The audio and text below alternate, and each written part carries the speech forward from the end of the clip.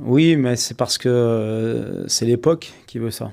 Aujourd'hui, on est dans l'ère des réseaux sociaux, on est dans l'ère de la, je l'ai déjà dit, de la télé-réalité. Donc il faut qu'on soit très très prudent sur ce qu'on dit et sur ce qu'on fait, nous les acteurs du football.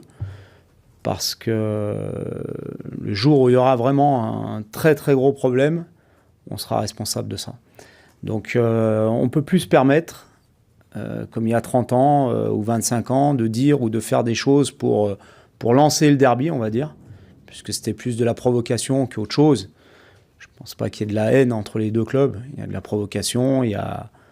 Voilà. Mais on ne peut plus se permettre de faire les choses qu'on faisait il y a 30 ans, donc il faut qu'on soit responsable et qu'on fasse attention, nous, les acteurs.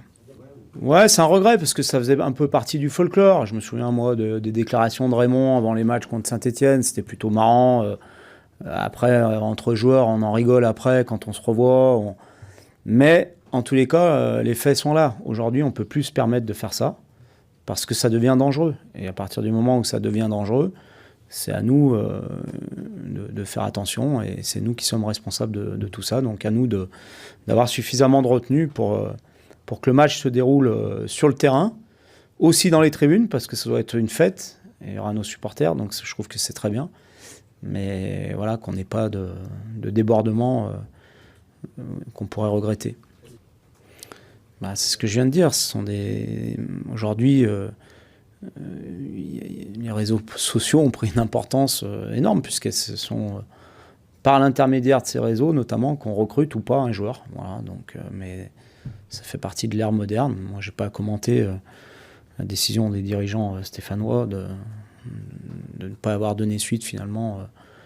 Mais ça montre qu'on est dans une ère complètement différente de celle qu'on a pu connaître et qu'il faut faire attention à beaucoup de choses. Non, pas tirer les oreilles, j'en ai parlé, mais je pense qu'il l'a dit, et il l'a dit sincèrement, c'était vraiment pas pour manquer de respect à Saint-Etienne. Voilà, ce que je vous dis, c'est des petites anecdotes comme ça qui ont nourri les derbys par le passé. Je me souviens des déclarations des Stéphanois ou des Lyonnais, quand on préparait les derbys, il y avait toujours des petites phrases comme ça, mais c'était plus pour chambrer que pour être méchant ou que pour manquer de respect aux uns et aux autres. Et ça alimentait un peu l'histoire des derbys, ça donnait un petit peu de piment avant le match. Voilà. Aujourd'hui, on ne peut plus le faire.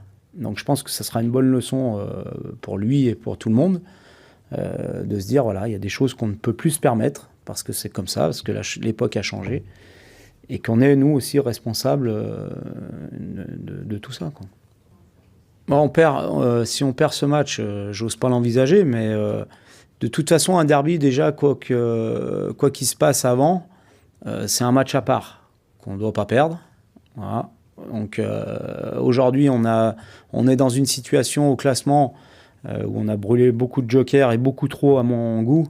Donc ça rajoute une pression supplémentaire par rapport au résultat de ce match, qui est à la fois important parce que c'est un derby, mais à la fois très important pour la suite du championnat, pour nous. Oui, on sait que les supporters sont mécontents et ils ont raison de l'être.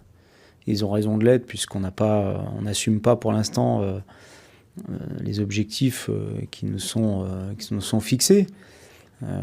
Mais il faut qu'ils sachent qu'on fait tout ce qu'il faut pour redresser la barre, que les premiers concernés, ce sont nous.